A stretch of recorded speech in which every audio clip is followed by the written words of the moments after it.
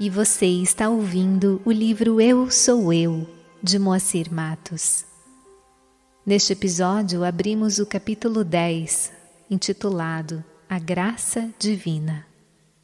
O que a graça divina nos propicia em plenitude de espírito.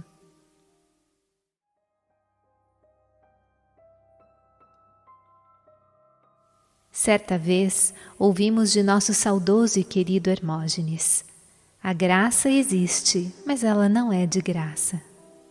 Explicando melhor, a graça existe por sua própria natureza, espargindo-se por todo o universo. Ela impregna todo o nosso ser, todos os seres, todos os possíveis universos em suas mais variadas dimensões.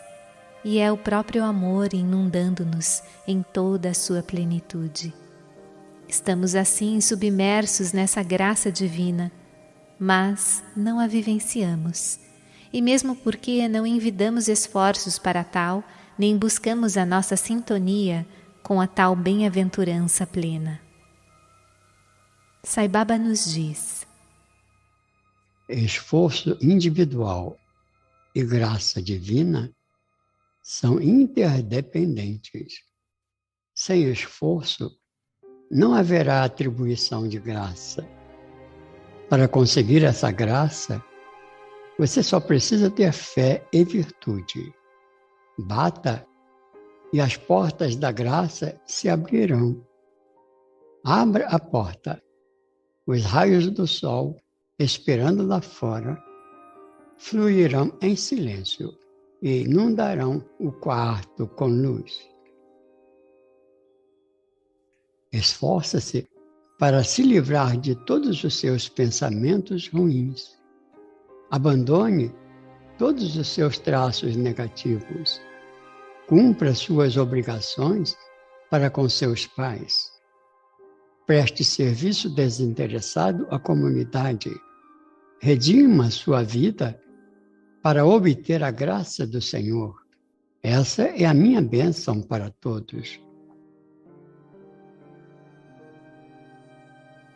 Como dizem os grandes sábios da espiritualidade, a vida neste mundo se nos apresenta cheia de vitrines, que nos chamam a atenção para as mais variadas distrações e nos fazem perder o foco relativamente à verdadeira natureza do ser. Estacionamos numa total letargia e não despertamos essa coragem em nós próprios, coragem de desbravar os véus que nos impedem de vislumbrar e vivenciar a realidade. Não envidamos, assim, esforço por penetrar neste mundo interno, a fim de sintonizarmos com a graça, que não consiste de algum tipo de atributo externo a nós próprios. A graça divina tem a ver com o reino de Deus que reside no infinito santuário interior. Não se fala aqui em tentarmos entrar em contato com algum supremo ser, distante no espaço longínquo, a fim de obtermos tal graça, ou tais graças.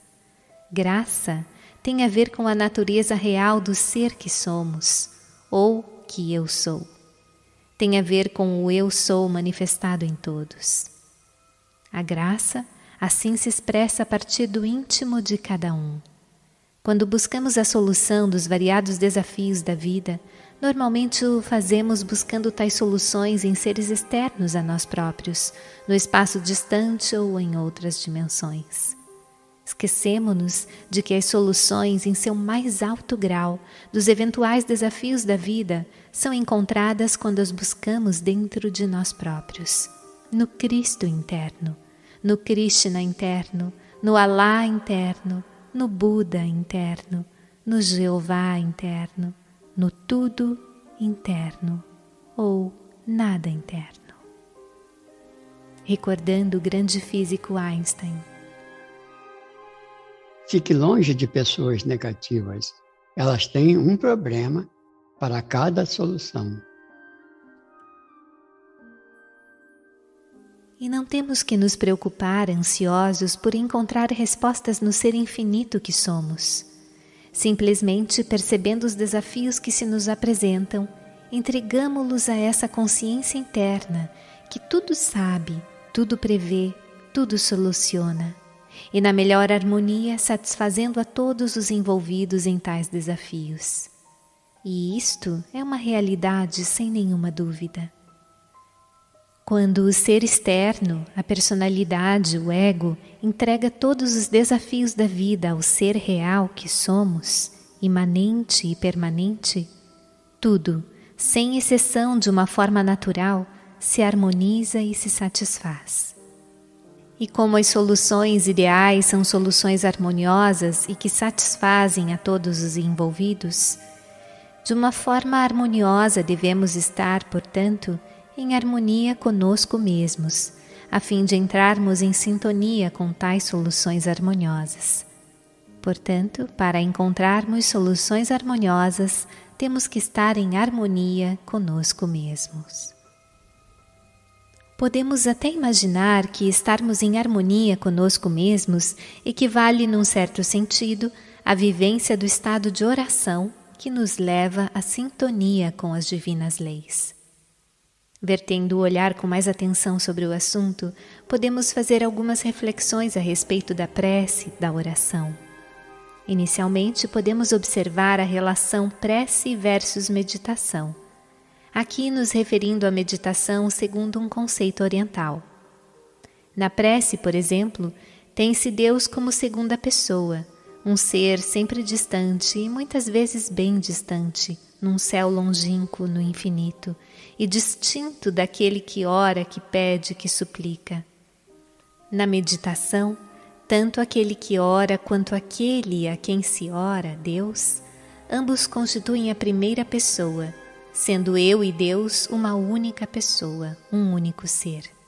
Na meditação, o foco constitui a unidade com Deus, considerando-se até o próprio significado de yoga, como união, comunhão da consciência individual com a consciência denominada suprema, conscientização da unidade.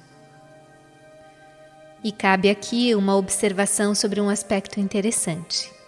Mesmo no caso da prece, podemos até considerá-la como um meio termo. Podemos imaginar que ao fazermos uma prece, nós a estamos dirigindo ao ser interno. Explicando melhor, o ser individual, a personalidade, orando ao ser infinito, ao real ser, ao eu sou. O pequenino eu orando ao supremo eu. O pequenino eu buscando a sintonia, a comunhão com o supremo eu. Assim, Deus, neste caso, nunca estará distante, pois consiste na primeira pessoa, na realidade interna, o ser real que somos, a uma distância nula de nós, e a sintonia é imediata, instantânea. O pequenino eu, reconhecendo suas limitações, recorre ao eu soberano, aquele que habita a personalidade denominada eu. Assim, o pequenino eu pede auxílio ao eu supremo, que reside no próprio eu. Lembrando as palavras de Jesus quando nos diz: Mas buscai primeiro o reino de Deus e a sua justiça, e todas estas coisas vos serão acrescentadas. Mateus 6:33. Nessas lindas e profundas palavras, Jesus nos exorta primeiramente a buscar o reino divino e, em consequência, passamos a experimentar tudo mais.